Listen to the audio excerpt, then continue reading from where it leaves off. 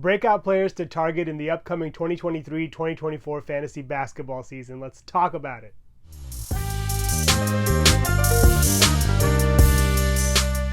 So the first name you want to remember is Devin Vassell. This guy is going to be great this year. Last year, he only managed to play 38 games due to a left knee injury that required arthroscopic surgery, and he just wasn't able to be healthy after that. They tried to get him back on the court, but with the Spurs having nothing to play for, it didn't make sense to push him.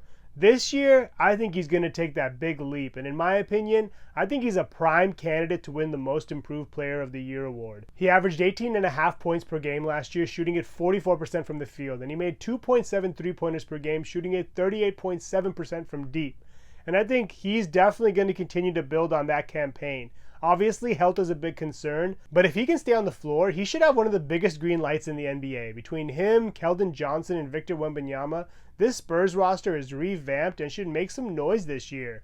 And I think Vassell is going to be a big part of the reason why. He just inked a 5-year deal, so I don't see minutes being an issue at all. Of course, anybody on the Spurs is always liable to get popped by Greg Popovich, but with him being so young and this core needing time to gel together, I don't see it happening this year. He plays shooting guard and small forward, which is really, really nice for your fantasy rosters. He can slip into either roster spot, so he has a lot to offer, and he really won't hurt you in any one category. He ended up averaging 3.9 rebounds per game, had a little bit more than 3.5 assists per game. He had more than 1 steal per game and almost half a block, so he's going to chip in everywhere. He's one of the guys I'm targeting in almost every single league. I'm very high on him, and I think you should go after him in those middle rounds if you can. You'll likely get him at a discount just because he's coming off of an injury, but don't let that scare you. The next player you want to target is Trey Murphy. Murphy was nearly a 50-40-90 guy last year, and that's especially impressive given how many threes he took. He took over 6 a game, and he shot it pretty efficiently, shooting it nearly 41% from deep.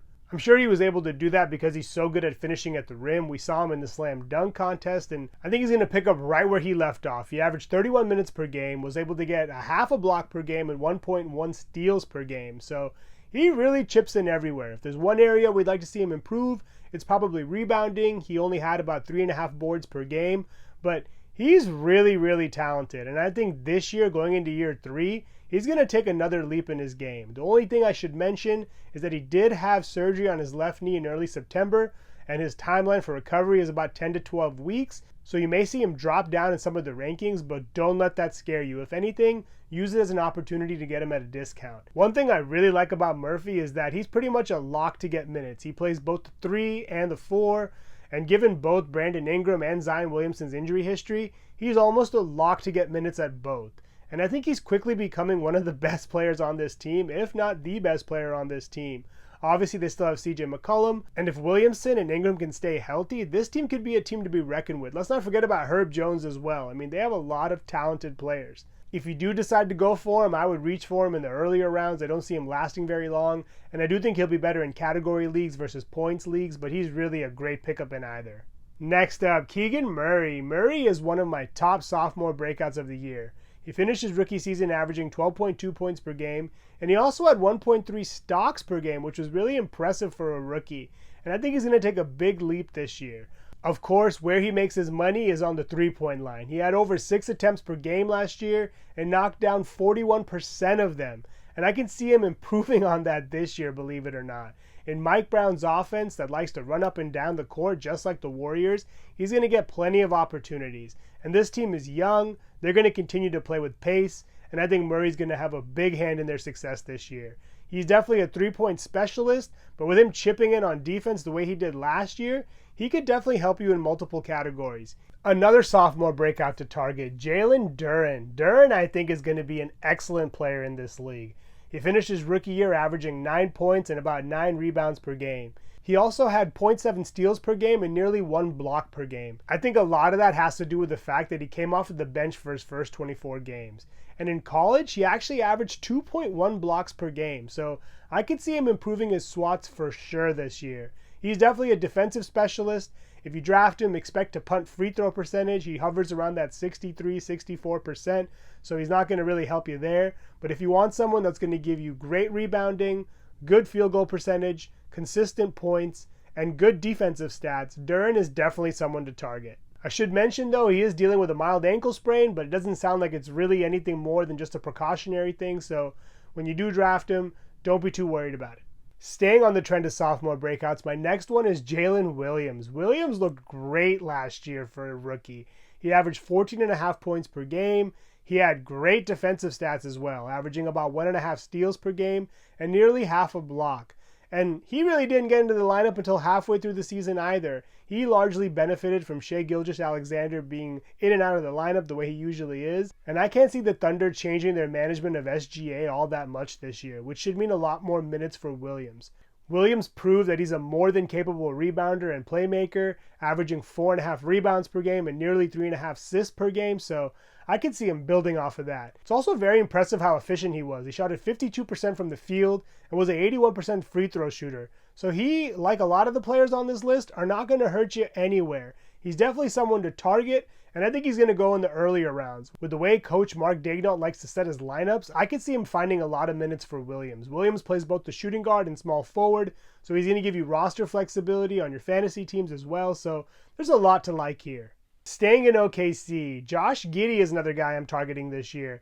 He was great last year, and I think he's going to be even better this year. I mean, there were many games where he was close to a triple-double, and his averages show that he is that type of player. At 6'8", he plays both shooting guard and small forward, so he also gives you a lot of roster flexibility and should have no trouble earning minutes on this team. This team is young and up and coming, and I think they're going to make a real push to get the 8 or 7 seed in the West this year. He averaged 7.9 rebounds per game and 6.2 assists per game, which are fantastic numbers for a guard. He also chipped in 0.8 steals per game and 0.4 blocks per game, which, again, is great in category leagues. For a player that scores nearly 17 points a game, he is definitely someone to target. He could improve his shooting from deep a little bit, and if he is able to do that, he could definitely have a top 75 finish, but either way, he's definitely a guy you want to target in category leagues for sure, and he's also going to be good in points leagues.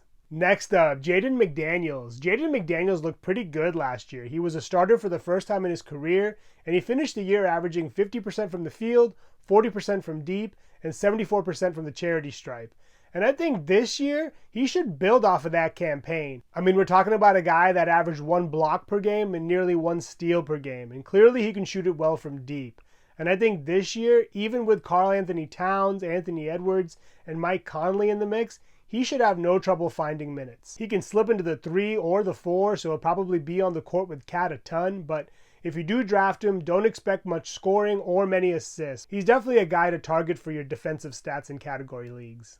Last on my list, a player who I think is going to have a mini sophomore breakout. I'm talking about Mark Williams. Mark Williams looked really good in the last 18 games last year. He started 17 of them and averaged 11.7 points per game and nearly 10 rebounds per game. He also had 1.2 blocks per game, and I think he proved that he is worthy of being in this starting lineup. I think with LaMelo Ball back in the mix, Williams should have a chance to finish at the rim a bunch. I think a lot of people are sleeping on him because last year he was competing with Mason Plumlee for minutes, and then Plumlee got traded, which really opened things up. And he also started off his career in the G League. He was nursing an ankle injury and kind of had to get back up to speed, but he is a great value, and I think he has a chance to produce elite defensive stats, should give you solid field goal percentage, and also solid rebounding. Those are my sophomore breakouts and must-draft players heading into the 2023-2024 fantasy basketball season. Thank you so much for watching. Please subscribe, and let me know your thoughts on the upcoming NBA season in the comments below.